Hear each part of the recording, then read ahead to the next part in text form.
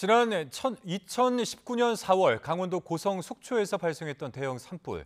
이 전선이 끊어지면서 발생했던 만큼 한전과 관련한 민영사 소송이 수년째 이어지고 있습니다. 최근에 이재민과 한전과의 소송에 이어서 이번에는 정부와 한전의 구상권 1심 소송 결과가 나왔습니다. 홍성욱 기자가 전해드리겠습니다. 2019년 고성 속초 산불은 전선이 끊어지면서 시작됐습니다. 축구장 1,700개 면적이 넘는 산림이 잿더미로 변했고 1,800명 넘는 이재민이 발생했습니다. 산불 발생 직후 정부와 지자체는 이재민들에게 재난지원금을 지급했습니다. 주택을 철거하고 임시 조립주택을 설치했습니다. 이때 쓴 예산이 400억 원이 넘습니다.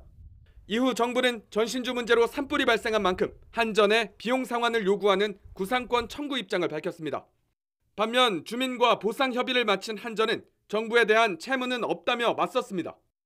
산불 때문에 지출된 예산이라는 정부 측 주장에 한전은 재난에 지출한 비용을 원인자가 전액 배상하는 건 재난안전법 취지에 어긋난다며 소송을 제기한 겁니다.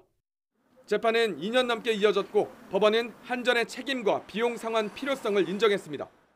다만 한전이 이미 피해 보상금 562억 원을 주민들에게 지급했고 정부가 쓴 예산 가운데 산불과 인과관계가 존재하지 않는 부분도 있다며 비용 상환 책임은 20%라고 못 박았습니다.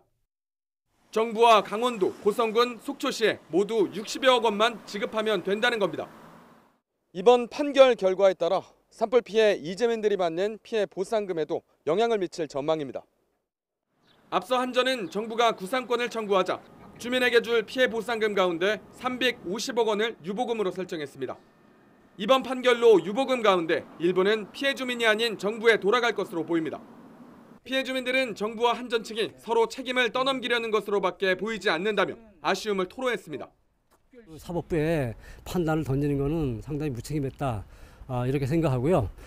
그 책임 속에 우리 이재민들의 고통은 진짜 가슴이 까맣게 타들어갔다. 결론은 회복할 수 없는 피해를 입었다라고 말씀.